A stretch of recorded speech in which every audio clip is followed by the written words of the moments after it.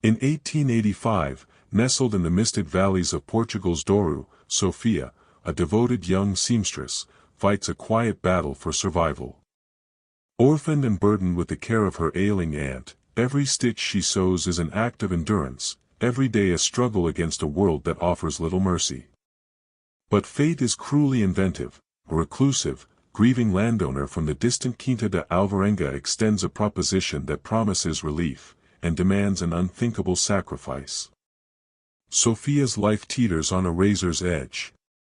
The weight of obligation presses against her chest as she contemplates a pact that could save her beloved and yet bind her heart to a stranger. As the valley exhales the scent of vineyards and impending storms, she senses the coming upheaval. One summons will shift everything, forcing her to confront love, duty, and the raw power of choices made under desperation. This is a tale of sacrifice and cunning, of shadows where hope flickers, and of a heart forced to awaken in the face of impossible odds. In the quiet folds of the Douro, Sophia will learn how far a soul will bend before it breaks, and whether obligation can ever transform into genuine connection. 1885, Douro Valley, Portugal. Sophia's humble routine of sewing and tending her dying guardian, Aunt Isabel, medicines running out, quiet despair growing. The sun climbed higher over the terraced slopes, casting long shadows from the olive branches that dotted the landscape like ancient sentinels.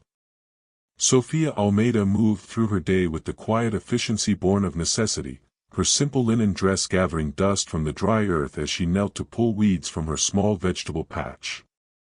The air was thick with the scent of ripening figs and the distant hum of bees, but beneath it all lingered the metallic tang of worry that had become her constant companion.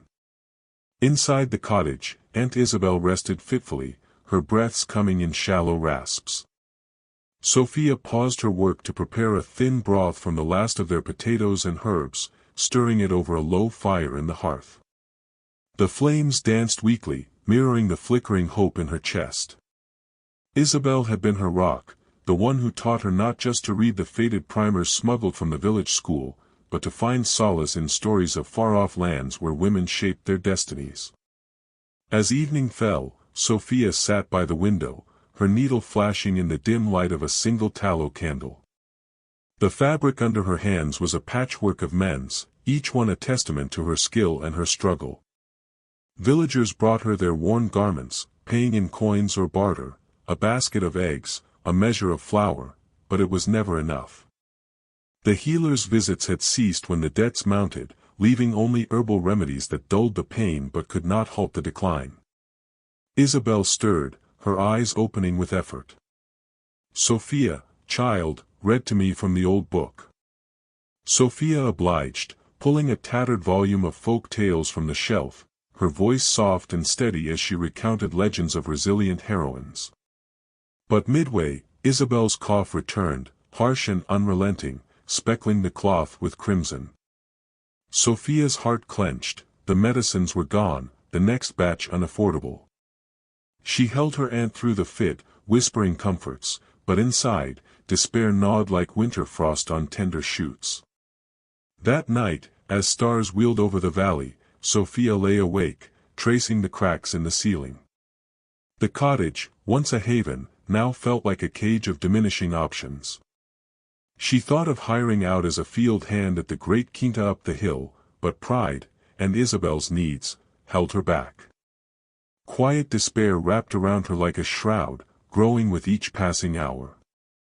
Little did she know, change was already en route, carried on the wings of a messenger's haste.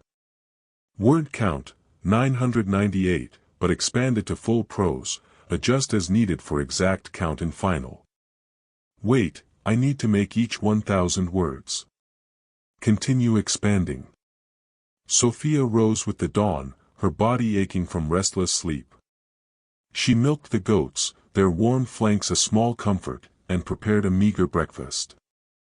Isabel ate little, her appetite faded like the colors in an old tapestry. "You must eat, Tia," Sophia urged, but Isabel only smiled weakly, her hand patting Sophia's. The morning brought a neighbor, Senora Maria, with a torn shawl for repair. They bartered for a few onions, and Sophia set to work, her mind wandering to dreams she rarely allowed, a life where she could afford proper care, perhaps even travel to the cities Isabel described. But reality intruded with every stitch.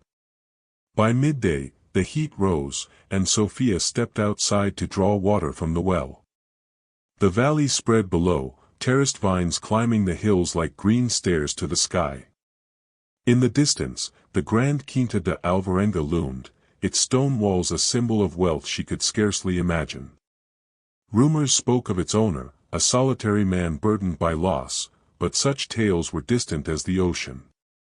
As the day waned, Isabel's condition worsened, her fever spiking. Sophia bathed her brow with cool cloths, her quiet despair deepening into a chasm. Medicines out, hope fading, what next? The answer, unknown to her, was already sealed in wax, riding toward her door. Don Tomás de Alvarenga, 44, walks his grand estate alone, reflecting on his childless marriage, terminal diagnosis, and the threat of his wastrel cousin inheriting everything. The moon hung low over the Douro, silvering the vines that blanketed Quinta de Alvarenga like a living carpet. Don Tomás de Alvarenga paced the flagstone corridors of his ancestral home, the echo of his boots a lonely cadence in the vast silence. At 44, he cut a figure of quiet authority, tall, with broad shoulders honed by years of overseeing the harvest, his dark hair threaded with silver, framing a face etched by solitude and subtle sorrow. He favored somber attire, as if in perpetual lament for the wife lost 5 years prior. Maria had been a match of convenience, uniting estates and lineages in a union more contract than passion. They shared the Quinta's routines, meals at the long oak table, polite exchanges in the drawing room, but never the intimacy of true companionship. When consumption claimed her, Tomás felt only a hollow ache, an expansion of the void already within. No offspring to carry the Alvarenga name, no laughter to fill the high-ceilinged rooms. He paused in his study, gazing through leaded panes at the valley's nocturnal hush. The Quinta was the region's jewel, its ports and olives sustaining dozens of families.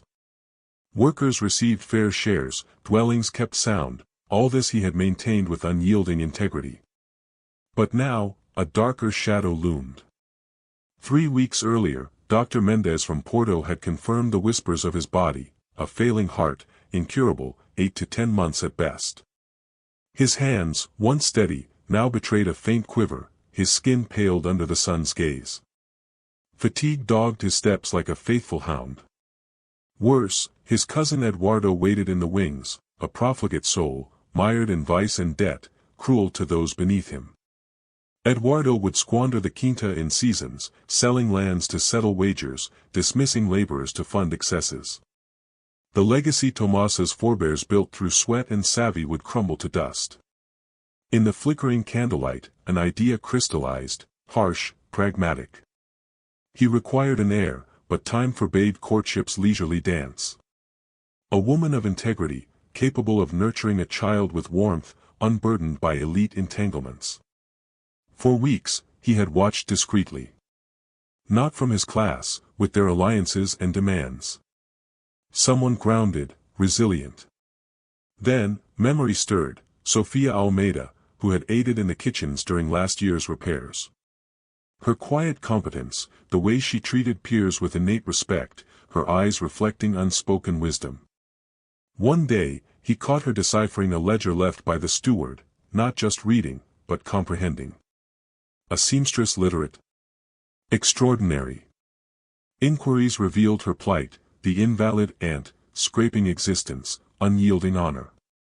She would spurn pity but might embrace a forthright pact. Tomás sat at his desk, quill in hand, drafting on crested parchment. No room for hesitation, mortality spurred him. He sealed it, summoning his groom. Deliver to Señorita Almeida at the valley's edge. Await reply. As hooves faded into night, Tomás stared at the stars. His proposal was extraordinary, perhaps unkind in its candor. Yet life demanded realism when the spirit yearned for poetry. Thus, under the chill spring moon, a missive bridged realms that destiny decreed must converge. The dawn light stretched lazily across the orchards of Quinta de Alvarenga, gilding dew-laden leaves in soft gold and green. Each branch, heavy with the promise of early fruit, seemed to sigh under the weight of the morning mist. Don Tomás moved through the grounds with deliberate care, the stiff wool of his customary coat brushing the tops of the young vines. His back ached in ways that no slumber could soothe, and each step reminded him that his body, once commanding and sure, now betrayed the urgency he carried within. The season whispered of abundance, yet for him, it carried a persistent undertone of finality, an echo of days dwindling, of responsibilities left unresolved. His thoughts drifted back to the previous spring, to the floods that had ravaged the lower storehouses. Extra hands had been essential to salvage what remained. It was then that Sofia Almeida had arrived, recommended by a local villager for her steadiness and trustworthiness.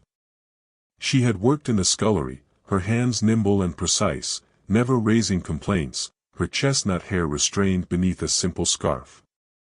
Tomás had observed her quietly, unseen, noting the ease with which she moved through chores, yet also the care she poured into them, folding cloths, arranging utensils, tending fires as though the very act of diligence might preserve life itself. It was not only her skill that lingered in his memory but her small gestures, unnoticed by most. The way she broke her meager midday bread to share with a village child, how she listened intently to the stories of elders without interrupting or dismissing them, how her amber eyes carried both attentiveness and an unassuming empathy. There was a natural generosity to her presence, one untainted by pretense or ambition. He recalled the afternoon he had stumbled upon her in the ledger room. His steps had been unplanned, yet there she was, leaning over an open account book, tracing columns of numbers with the tip of her finger. She wasn't prying, nor pilfering, she was learning, absorbing silently, her lips moving as if murmuring the sums to herself. The moment she noticed him, she had snapped the book shut, cheeks flushed with surprise, yet her gaze did not falter. She did not look away in servility or fear. "Forgive me, Señor, I meant no intrusion," she had said, her voice calm and measured, betraying none of the panic that might have unbalanced a lesser woman. Intelligence tempered with humility, wisdom paired with innate courage, it was rare, and it struck him sharply, as though the sight of her had carved a line across his chest. Now, with the weight of his own mortality pressing like stone upon his chest, the memory crystallized. She embodied the qualities necessary to navigate the treacherous intersection of family duty, legacy, and human compassion. The heir he would leave behind, or the guidance for the estate should fate turn cruel, demanded a woman both resilient and wise, and in her, Tomás saw both these traits mirrored with uncanny clarity. He entered his study, a room lined with leather-bound volumes, maps of holdings etched with precise care, and the faint scent of polished wood mingling with parchment. Each item seemed to whisper the history and burdens of generations, as though reminding him that time, however reluctant, always exacts a price. Tomás seated himself at the mahogany desk, quill in hand, and allowed a tremor to settle into the inkwell before dipping the nib. The words formed slowly, deliberately, a careful weaving of respect, urgency, and discretion. He requested her presence at the quinta, alluding only to a matter private and pressing, leaving the gravity of the situation to reveal itself in person. Sealing the letter with the Alvarenga crest, a stylized vine curling protectively around the family tower, he pressed the wax with a practiced hand. Each press was a tiny ritual, a reminder that the fate of his estate, the well-being of his kin, and the fragile bridge between desperation and hope rested upon this simple seal.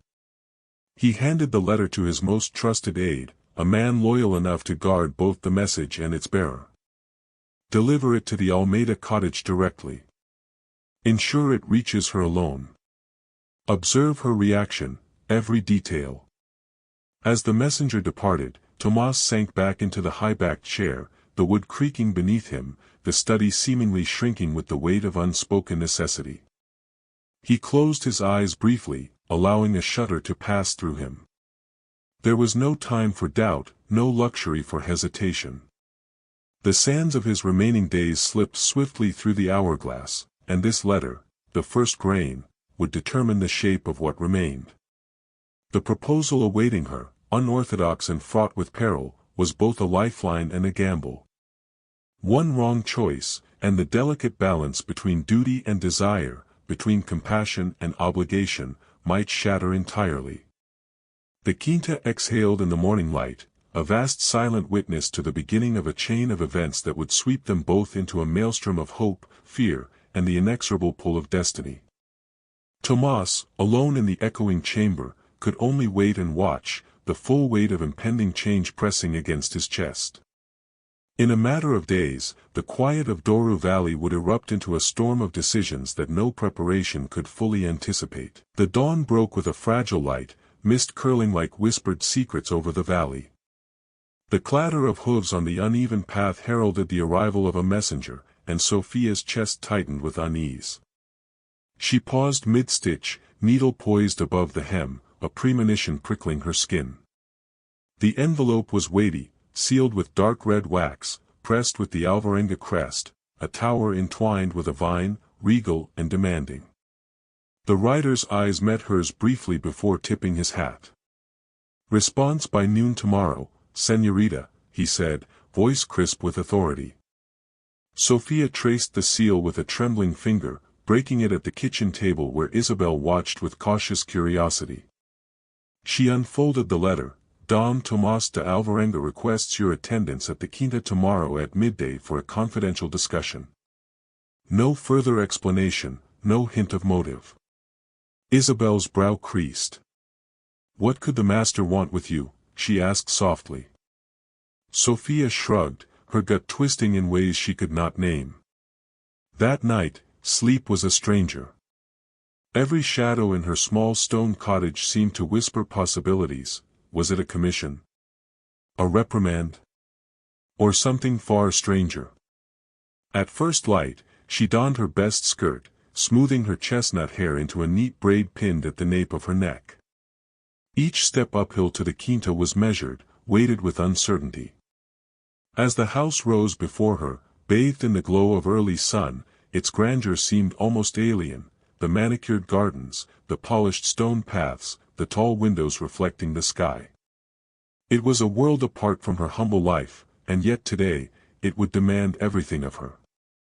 The housekeeper, Dona Carla, greeted her at the door with the precision of someone accustomed to unquestioned obedience. "Señorita Almeida. The master awaits in the study." The hallways were silent but for the faint echo of Sophia's footsteps, lined with portraits of forebears whose eyes seemed to follow, scrutinizing, judging. Each step made her heart pound faster, each polished floorboard a drumbeat of foreboding.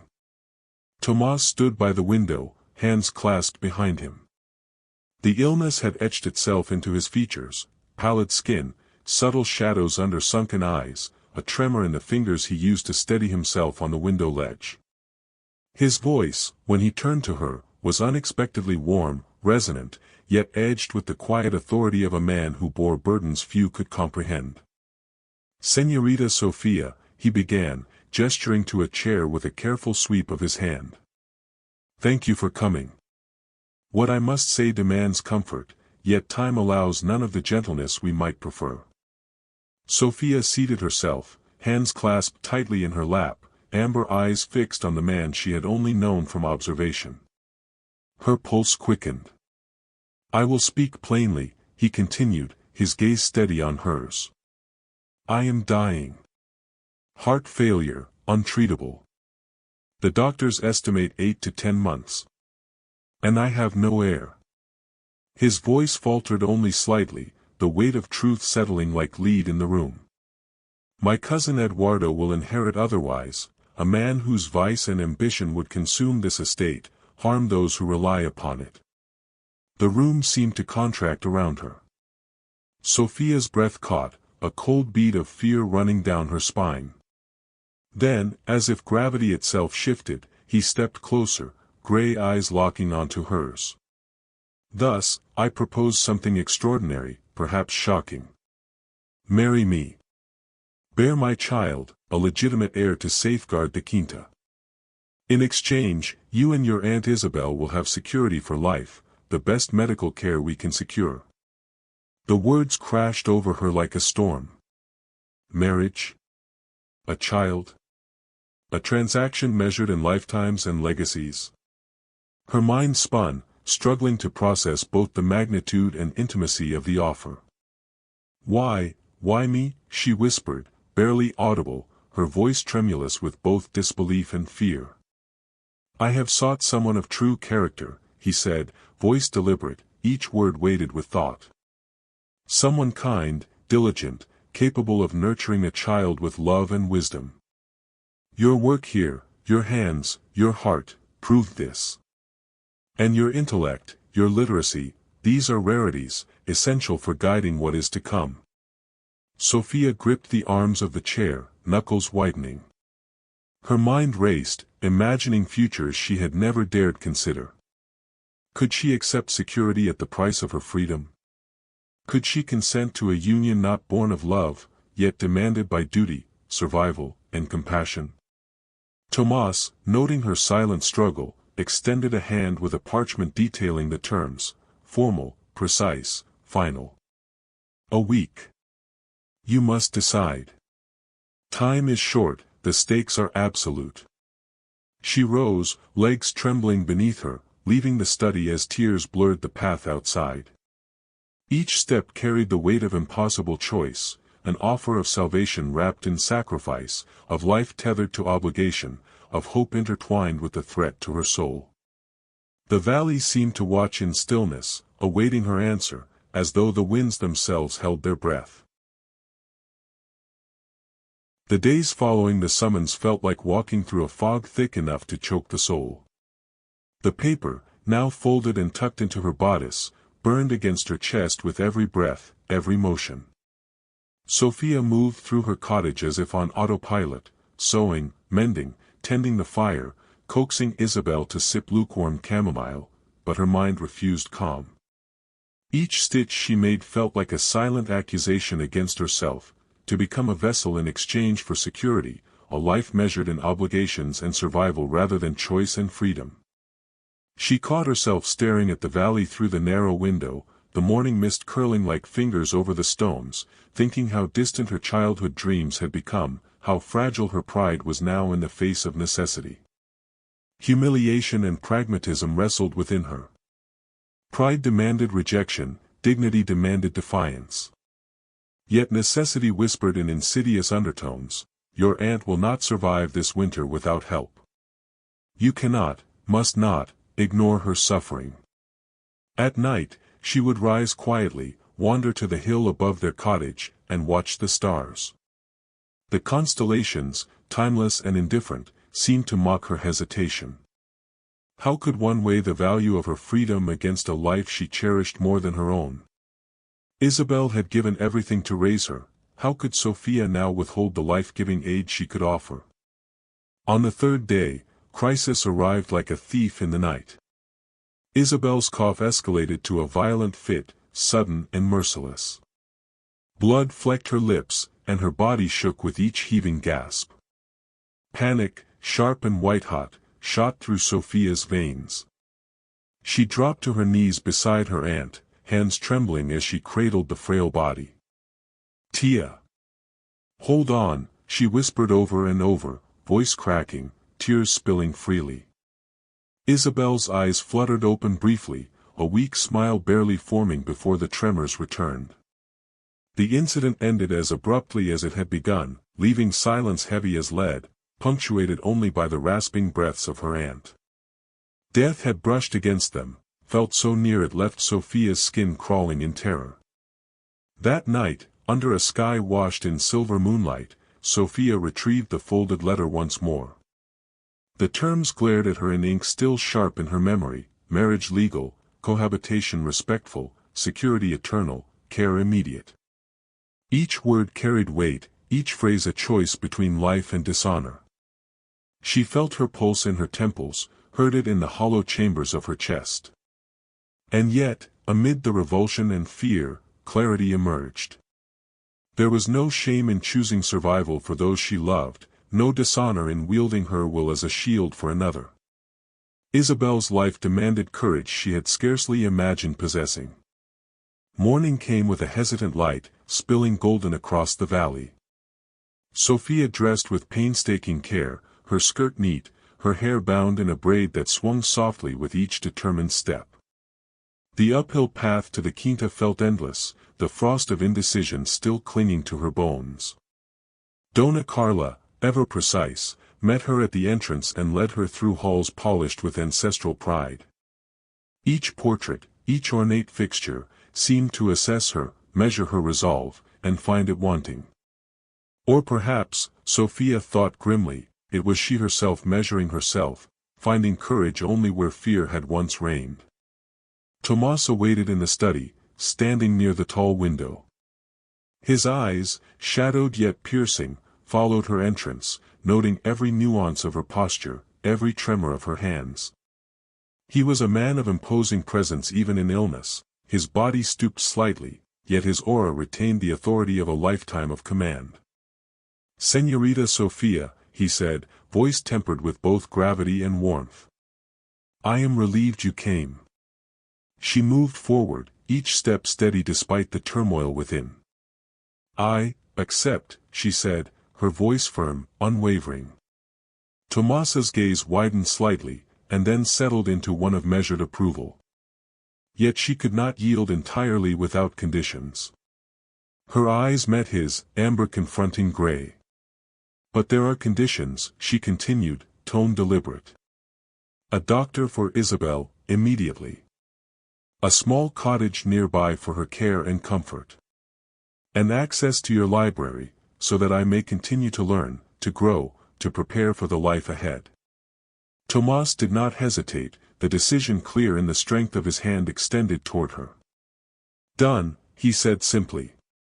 "The wedding will be discreet, next week. All else is as you request." Relief, mingled with lingering anxiety, tugged at her chest. She nodded once, tightly, swallowing the mixture of apprehension and resolve. They stood then, in the quiet grandeur of the study, strangers bound by circumstance, yet not without mutual respect. Tomasa's eyes held recognition of her courage, her gaze acknowledged the gravity of her choice. No love existed yet, no romantic flame to soften the edges of the agreement. But a pact had been forged, a delicate balance of survival, duty, and the faintest glimmer of trust. Outside, the sun climbed higher, gilding the orchard and the stone walls of the quinta, as if bearing witness to the fragile alliance between two souls pressed into union by fate. Sophia felt the weight of the choice settle into her bones. Her life, and that of her beloved aunt, would forever hinge on this unorthodox covenant. And though the road ahead was shadowed with uncertainty, she moved forward with deliberate steps, embracing her new reality with both fear and determination. A strange sort of hope, fragile and trembling, began to root itself in her chest, a promise of endurance, of resilience, and perhaps, in time, of unexpected affection. The wedding took place on a gray morning, the kind of day when the clouds seem to lean low, pressing the earth with somber weight. The chapel at the quinta was modest, its stone walls echoing faintly as Sophia and Tomas stepped forward. Candles flickered weakly in the corners, their flame struggling against the gloom that pressed through the tall windows. Only the housekeeper, a scribe from the estate, and a single clerk bore witness. Sophia's borrowed gown hung loosely on her frame, ivory lace stiff and unfamiliar, the train dragging lightly over cold stone. Tomas, in dark wool that absorbed the chapel's pallor, spoke his vows with a deliberate solemnity. Each word fell between them like measured stones, heavy, yet devoid of warmth.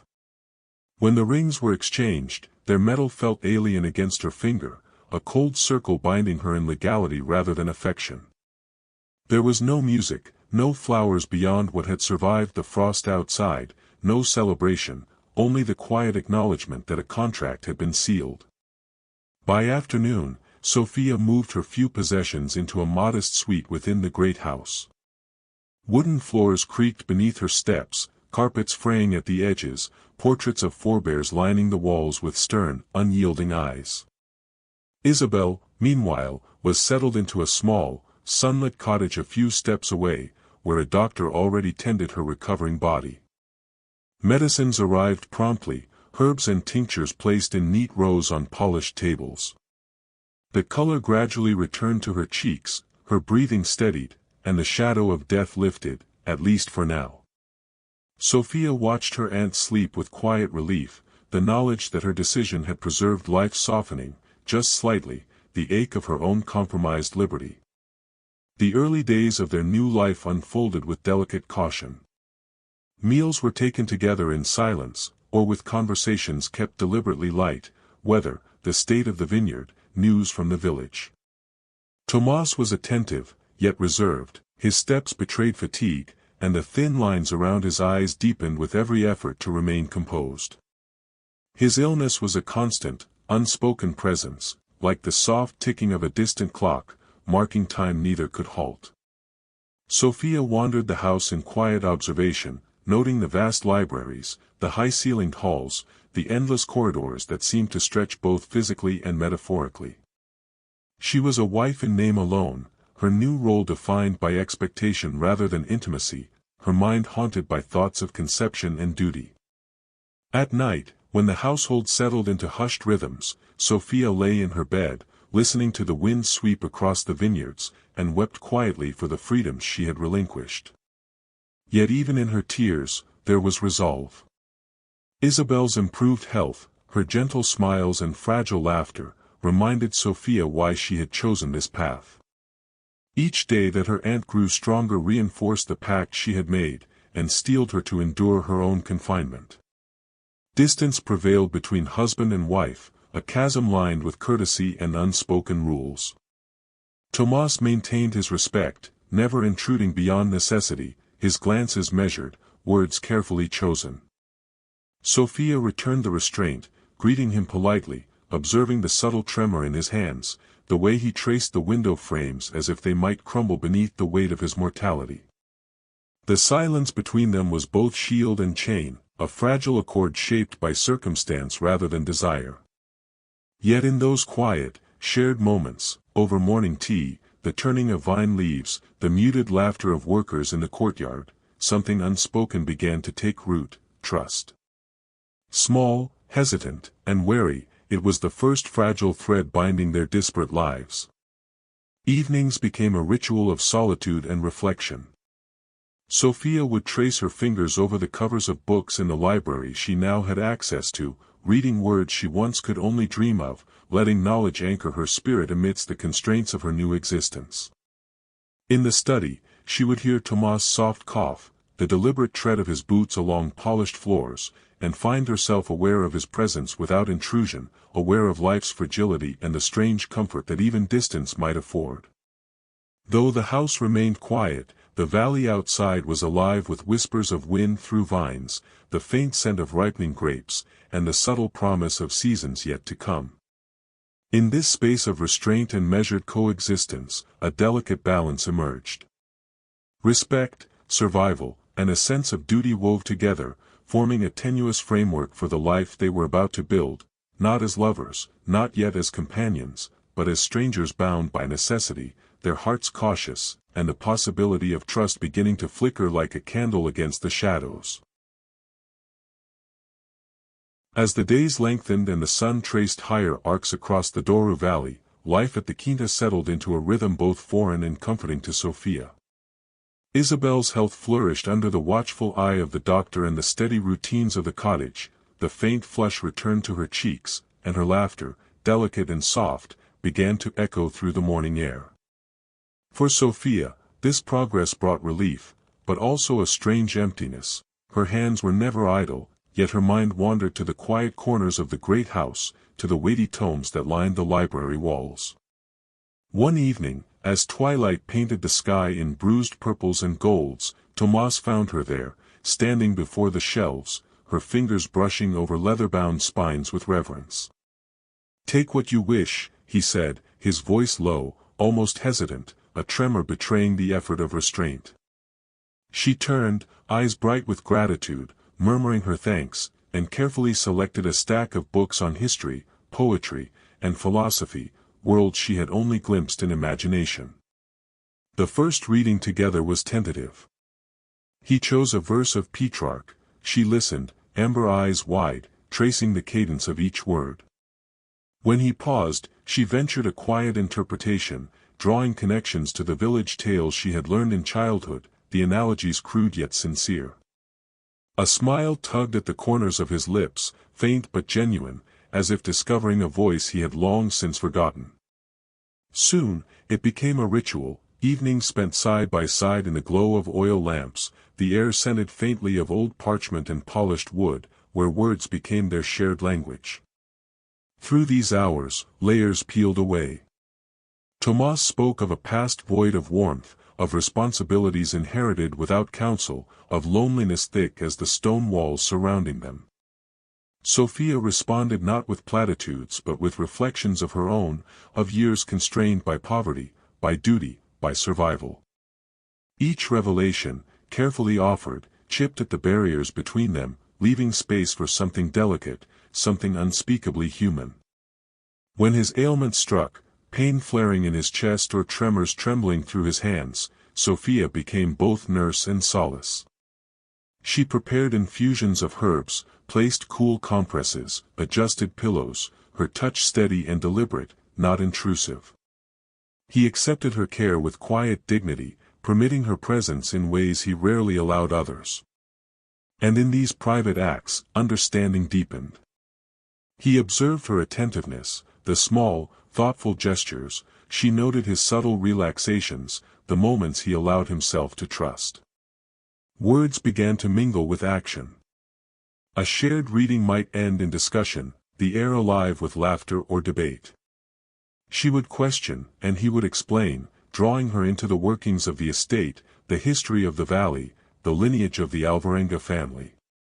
Through knowledge, they glimpsed each other's values, his integrity tempered by the regrets of loss, her perseverance shaped by scarcity and responsibility.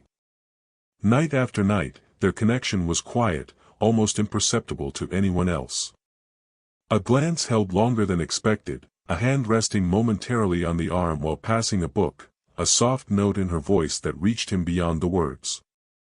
The initial formality of their arrangement, the marriage of necessity, gradually wove itself into something more fragile, yet undeniable.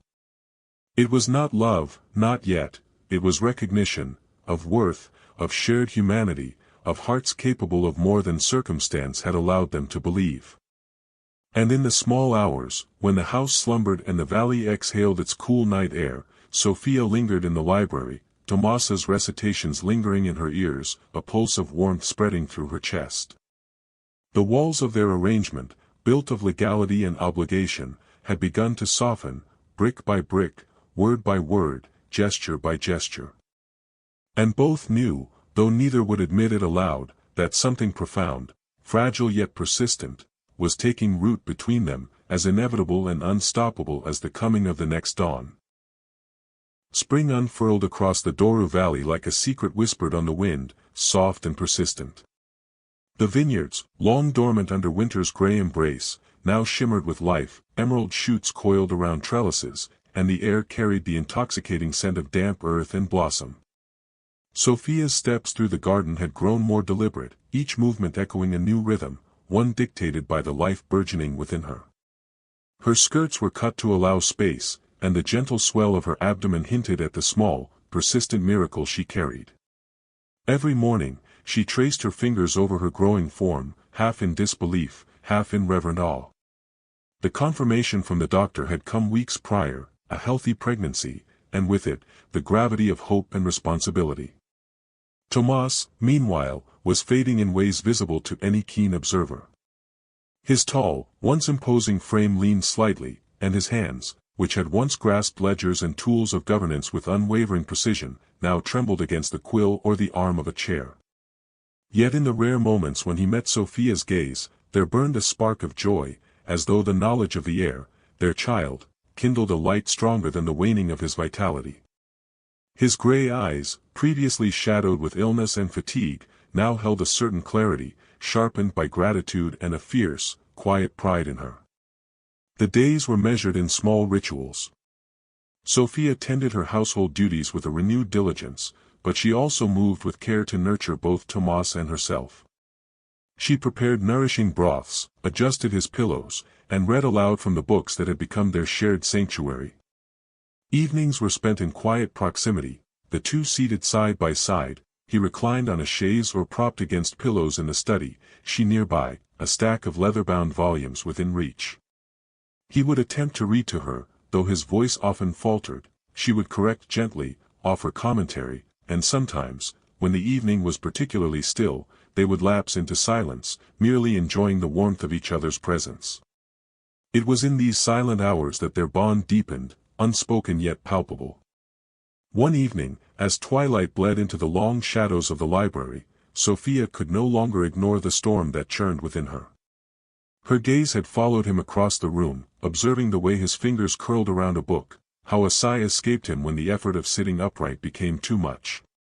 The child stirred within her, a fluttering reminder of purpose and future, and she realized that the arrangement that had begun in necessity had shifted. The quiet companionship, the shared words, the tender care, they had seeded something far more profound than duty. Tomas, she began softly, her voice carrying through the dim room like a feathered note. He looked up, his eyes meeting hers, and a faint tremor of anticipation crossed his features. This, all of this, our arrangement, our contract, what is it now? Her hand instinctively rested over her abdomen, a shield, a reminder, a plea. We made a bargain, yes, but what of the heart? I need truth. From you. He exhaled, the sound heavy with fatigue yet laced with relief. Slowly, deliberately, he placed his hand over hers, covering it as if to anchor himself to the reality of her presence. Sophia, he murmured, voice hoarse, I would have begun this in need, as a matter of duty, yes. But it has grown, it has become something I did not anticipate. You awakened me. He hesitated, searching for the words that could capture the breadth of emotion swelling within him. Your strength, your courage, your gentleness with Isabel, your wisdom beyond what your years and station would suggest. I love you, Sophia. I love you, not merely from gratitude, not simply because you preserve my legacy, but because I admire and revere you with everything I have. Sophia's breath caught, and for a moment, the quiet of the study seemed to thrum with the unspoken weight of that confession. Tears blurred the edges of her vision, tears she did not attempt to restrain. The barrier of propriety, the cold ledger of legality, the distance that had persisted through weeks of shared care and restrained glances, all fell away in the face of this revelation. Tomas, she whispered, her voice trembling, I feel the same. What began as obligation, as necessity, has become something I cannot deny. I respect you, and now, my heart, my entire being, acknowledges more. I love you. There was a stillness then, the kind that swells in the spaces between heartbeats. He drew her closer, though gently, respecting the fragility of her form. Their hands entwined over the child she carried, the future they had not chosen but were now bound to protect. No words were necessary for several moments, the connection was felt in every brush of skin, every shared breath, every flicker of emotion in the lamplit room. As days passed, this love, newly confessed yet nurtured through months of quiet observation, found expression in subtle acts. Tomas, despite his waning strength, insisted on accompanying her through the gardens whenever possible, his steps measured, careful, as they spoke of future plans, the education of their child, the protection of the quinta, the care of Isabel. Sophia, in turn, found herself anticipating his needs before he voiced them, preparing poultices or warming his chair, observing the small signs of fatigue or discomfort that would otherwise have passed unnoticed. Their evenings became a ritual of shared stories and reflections. Sometimes, Tomas recited letters he had written in youth but never sent, other nights, Sophia read passages from her treasured books, her voice steady and sure despite the fluttering of her own heart. Laughter, soft and spontaneous, began to punctuate the silence, replacing the cautious formality that had marked their earliest days. Even the child within her seemed to respond to these rhythms, kicking with small insistence during particularly tender or joyful moments. The inevitable decline of Tomas's body continued, but the vigor of his spirit had grown. Love, it seemed, had infused what life remained with a richness that the mere presence of inheritance or obligation could never have supplied. He would look at her, amber eyes meeting gray, and a silent understanding passed between them, that the union they had been forced into had transformed into something living, something true. And in the quiet of the nights, when the house slept and the valley exhaled its cool, fragrant air, Sophia would rest against him, her head on his shoulder, hands cradling the life that promised continuity. No contract, no obligation, no fear could diminish the tenderness that had emerged from weeks of shared struggle, respect, and unspoken affection. Their marriage, once a mechanism to preserve legacy, had blossomed into an authentic partnership, one defined not by duty, but by devotion, admiration, and love resilient enough to endure even mortality's shadow.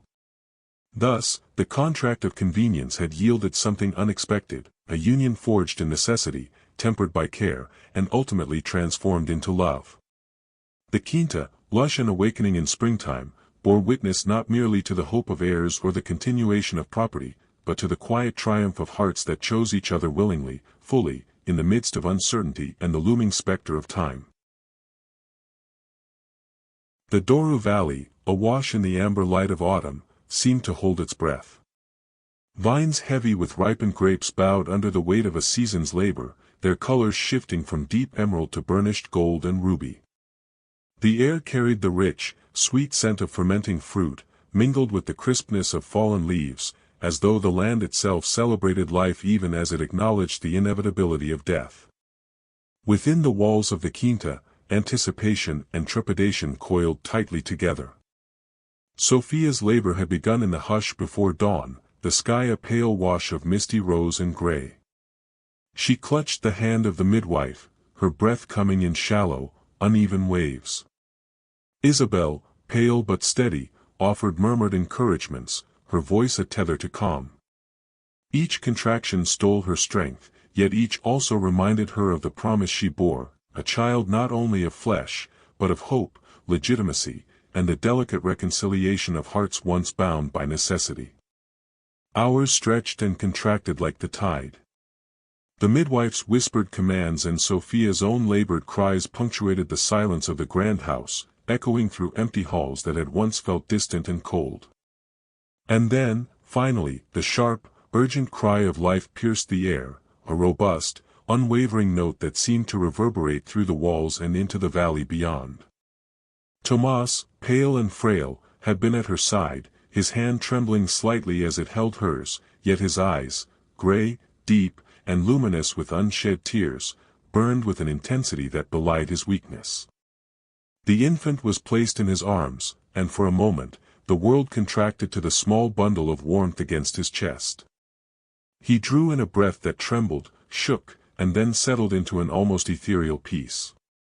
His gaze met Sophia's across the room, gratitude and love interlacing with the fear of impermanence. "Miguel," he whispered, voice hoarse yet filled with resonance, "he shall be called Miguel." Tears blurred Sophia's vision as she watched Tomas cradle their son, the child's tiny fists curling instinctively around the man's worn fingers. The bond, once forged from necessity and obligation, had transformed into something profound, tangible, and eternal in this singular moment. She reached for him, and he allowed her to take the infant in her arms, guiding her hand, teaching her the reverence and care that life in such a fragile form demanded. Days passed in a blur of tenderness, exhaustion, and the careful choreography of recovery. Tomas, weakened further by the unrelenting illness that had shadowed him for months, seemed buoyed by the presence of Miguel. Each cry of hunger, each sigh of comfort from the boy, brought a fleeting vitality to the man who had known the shadow of mortality for far too long. Sophia observed this quietly, her heart swelling with a love she had once resisted, now inseparable from her every breath. Yet, the shadow could not be ignored. Tomas's health, despite the brief illumination brought by his child, waned with an unyielding certainty. Nights became longer and colder, and the bright autumn sun seemed to mock the slow dimming of his strength. Sophia, ever vigilant, watched for the signs that had haunted her since the first day he had entrusted her with the knowledge of his mortality. And then, one quiet evening, as the valley lay bathed in the soft, dying light of day, he passed. His hand, once strong and commanding, had rested lightly on hers, holding hers in a gesture that was both farewell and benediction. Sophia felt the emptiness instantly, the gravity of loss pressing in from all directions, yet beneath it, an unexpected calm. The man she had grown to love, the one who had loved her in return, had found peace at last. In the days and weeks that followed, Sophia immersed herself in both mourning and duty. The quinta, though shadowed by grief, was alive with the inheritance of care and cultivation. She raised Miguel with the meticulous attention of a mother who had known loss intimately, imparting not just lessons in reading and writing, but in courage, honor, and the quiet power of compassion. She walked the halls that had once felt oppressive, now infused with memories of love and the palpable presence of her late husband. The threat of Eduardo, Tomas's avaricious cousin, lingered like a storm cloud on the horizon. Legal counsel and strategic acumen became as vital as tender care for the child. Every day, Sophia defended the estate with the sharpness of mind that had first drawn Tomas's admiration. She engaged workers, negotiated contracts, and ensured the vineyards thrived under her direction, all while nurturing Miguel into a child aware of both privilege and responsibility. Each success was a quiet tribute to Tomas, proof that his trust and their shared love had borne lasting fruit. Evenings found her sitting in the library, Miguel asleep beside her in a cradle, the same room where she and Tomas had spent hours in quiet conversation. She traced the spines of the leather-bound volumes he had loved, fingers lingering on titles that had inspired debate, reflection, and shared curiosity. The pages seemed to echo his voice, reading aloud to her in imagined tones, the warmth of memory enfolding her like a cloak. Sometimes she whispered to Miguel the stories she had learned at his father's side, tales of resilience, courage, and compassion, embedding lessons of morality and strength into the earliest fibers of his being. Over time, the quinta flourished under her guidance. Crops ripened to perfection, the vineyards yielded grapes richer than memory could hold, and the estate's reputation for excellence and stability spread throughout the valley. Neighbors, once skeptical of the seamstress who had become a widow and guardian, acknowledged her wisdom and fortitude, and the staff worked with a renewed sense of loyalty inspired by her unwavering resolve. Every harvest, every flourishing plot, every thriving vine stood as a living monument to Tomas's memory and to the love that had emerged unexpectedly from the crucible of necessity. In quiet hours, when Miguel's laughter drifted from the nursery and the wind whispered through the vineyard, Sophia allowed herself moments of reflection. She remembered the bargain that had seemed unbearable at first, the days of internal conflict, the nights of tears, the first awkward interactions with Tomas.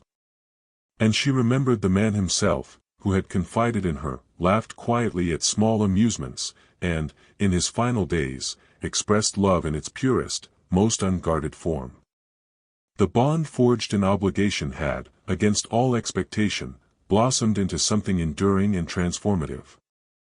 Sophia's heart, once heavy with fear and necessity, had learned the language of enduring love. Miguel grew strong and curious, the very image of his father, tempered by the compassion and intellect of his mother. And as she walked the grounds of the quinta, hands brushing over the ripening fruit, the rustle of leaves, and the distant laughter of her child, she understood that some of life's most profound gifts come from the most improbable beginnings. Love, respect, duty, and courage intertwined to form a legacy that would outlast the years, the harvests, and even the lives that had first sown it.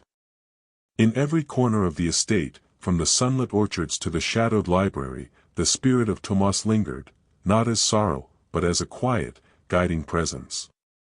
And in raising Miguel, Sophia honored not only his memory, but the extraordinary truth they had discovered together, that love, even when born of necessity, can flourish into something eternal, resilient, and transformative. The quinta, once merely a seat of inheritance, had become a home, a sanctuary, and a testament to a bond neither had expected to find, yet neither could now imagine living without.